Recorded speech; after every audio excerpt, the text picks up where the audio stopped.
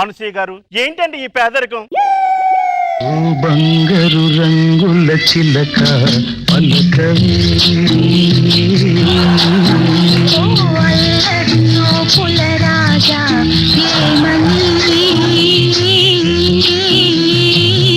నా మీద ప్రేమే ఉందని.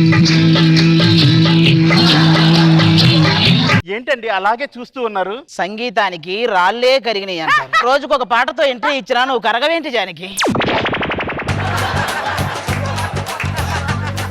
అన్యోన్యంగానే ఉన్నాం కదండి. అన్యోన్యం అంటే స్టేజ్ మీద టీం లీడర్ కి టీం మెంబర్ కి ఉండే ఫ్రెండ్షిప్ లా ఉండాలి, అంతేగాని స్టేజ్ వెనక పేమెంట్ల కోసం వాళ్ళు పడే గొడవలా ఉండకూడదు జానకి.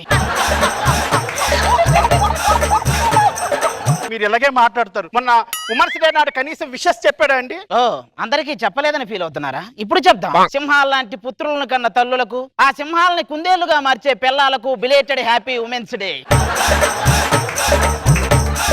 Thank you. మిమ్మల్ని అనవసరంగా పెళ్లి చేసుకున్నానండి. పెళ్లి అనే మ్యాటర్ లో అవసరం అనవసరం ఏమీ లేదు జానకి. నా దృష్టిలో పెళ్లి అంటే అది ఒక నాన్ బెయిలబుల్ కేసు, దాని నుంచి ఎవ్వడూ కాపాడలేడు.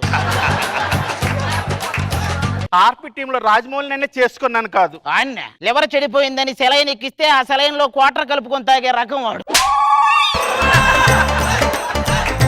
వాణ్ణి చేసుకుని నువ్వేం చేస్తావే? మీరైతే మాత్రం ఏం చేశారని ఒక్క చీరైనా కొనిపెట్టారా? జానకి, డబ్బును వస్తువుగా మార్చడం చాలా ఈజీ, కానీ వస్తువును డబ్బుగా మార్చడం చాలా కష్టం జానకి. ఇదేనండి, ఏదైనా అడిగితే మాత్రం ఇలాంటి సూక్తులన్నీ చెప్తాడు. ఈ సమాజంలో ఇవి కామన్. ఒక్కసారి ప్రే ఫర్ సిరియా వార్ అని చెప్పు, ఒక్కడు రాడు. అదే రన్ ఫర్ ప్రియా వారియర్ అని చెప్పు, రోడ్లు నిండిపోతాయి.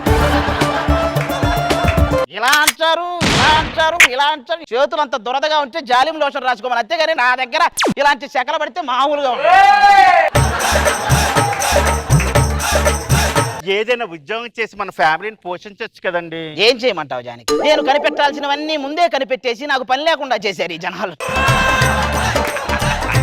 మన పిల్లలు ఎక్కడున్నారు? ఏంట్రా ఎదుగుతున్నావు? నా ఫోన్ కనపడతలేదు నాన్న. ప్రతి మనిషిలోనూ ఒక సిఐడి ఉంటాడు. అది మన ఫోను కనపడినప్పుడు వాడు బయటకు వస్తాడు. ఇలాగే ఏముందిరా అందులో?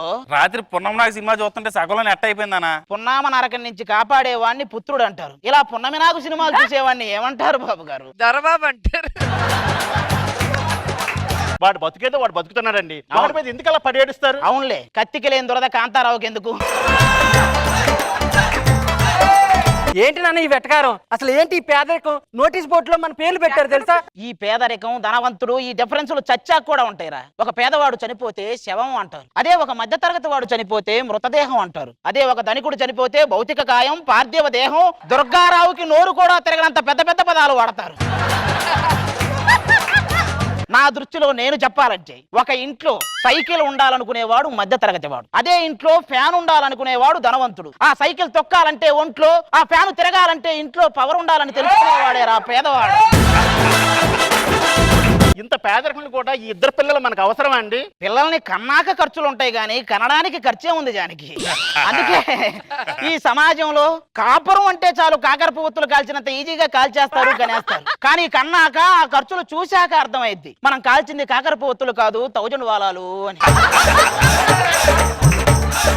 ఏమండి, మన గురించి అందరూ కూడా గొప్పగా చెప్పుకోవాలండి. నీలాంటిదే అందరూ గొప్పగా చెప్పుకోవాలని పట్టుచీరతో ఊరేసుకుందంట. వాట్ ఏ థాట్ కదా.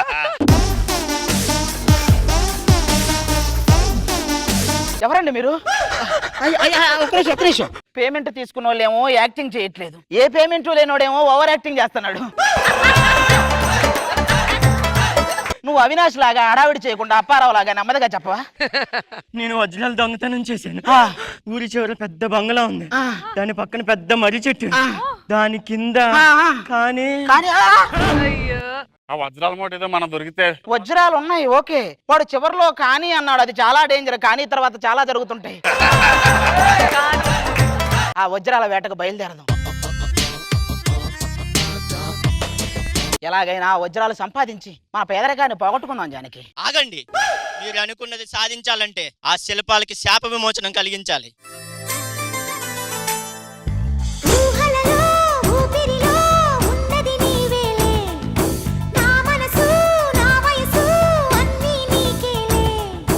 నన్ను గెలిచిన సుందరివే, మనసు దోచిన మంజ మంజరివే అణువు అణువున నీవేలే అంతరాత్మలో నీ బొమ్మలు తాగితే బొమ్మలు వచ్చినాయి ఏంటండి? మేము ఆ లోకంలో దేవకన్యలం. అదే ఈ లోకంలో పోతే మమ్మల్ని హీరోయిన్ల కింద పెట్టి సినిమా తీస్తారు తెలుసా? మొన్న ఏదో చర్చలు ఫెయిల్ అవటం వల్ల థియేటర్లు మూసేశారు. మీరు హీరోయిన్లు అయితే స్వచ్ఛందంగా మూసేస్తారు. ఊరుకోనానా, మీరు వచ్చి కాజల్లా ఉన్నారు. మీరు కత్తిరినా కైఫ్ లా ఉన్నారు. మీ ఇద్దరు కరువులో ఉన్నారు. మానవా ఏం మాట్లాడుతున్నారు? మా లోకంలో రంభ ఊర్వశి మేనకలు మమ్మల్ని చూసి తూ అని ఉమ్మేశారు. మానవా, మాకు అపారమైన శక్తులు ఉన్నాయి తెలుసునా? ఏది ఒక్కసారి ఇక్కడ దాకరా. శక్తి లేదు మానవ. నడవటానికి శక్తి లేదు కానీ దీని దగ్గర అపారమైన శక్తులు ఉన్నాయంట. మానవా, మా లోకాలకి వెళ్ళే టైం అయింది. నీ కోరిక ఏంటో చెప్పు. మాకు ఆ వజ్రాలు ఎక్కడ ఉన్నాయో చెప్పండి. ఇక్కడి నుంచి 7 భోజనాల దూరంలో ఒక మర్రి చెట్టు. కానీ మోసిమి కానీ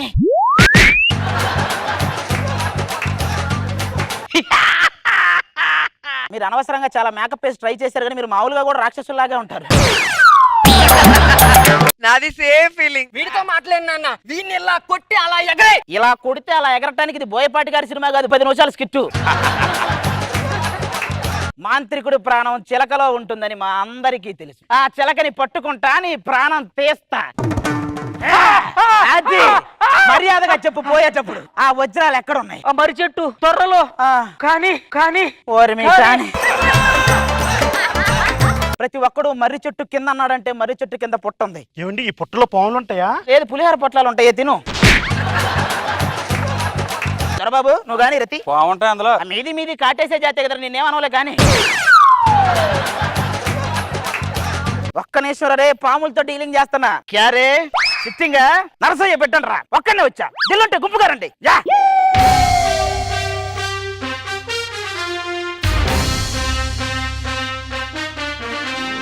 ఏముందేంటి? ఇందులో ఏంటి రాళ్ళు ఉన్నాయేంటి? బాగా చేశారు సార్, బాగా చేశారు. మేము దురాశ దుఃఖానికి చేయటని ఓ నాటికి వేస్తున్నాం. మీరు అందులో లైవ్ లో నటించారు.